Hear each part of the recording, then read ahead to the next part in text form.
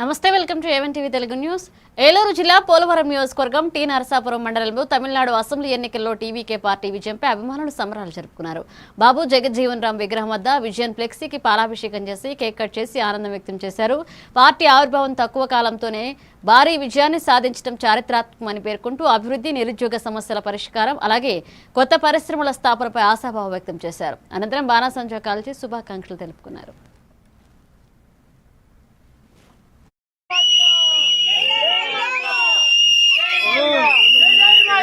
ధన్యవాదాలు. ఈరోజు ఈ నరసాపురంలో ఇలా జరగటం చాలా గర్వకారణం. మన విజయ తలపతి గారు సీఎంగా ఉండటం కూడా మన త్వరలో చాలా మన అదృష్టం. ఎందుకంటే మనకి అందుబాటులో లేకపోయినా కానీ మనకి చాలా సహాయం చేస్తున్నారు పేదవాళ్ళకు కూడా.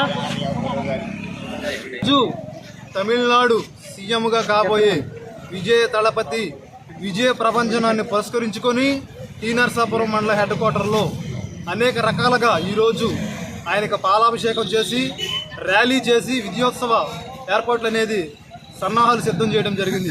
మరి ఈరోజు మీడియా ముఖంగా ఒకటి చెప్పదలుచుకున్నాం.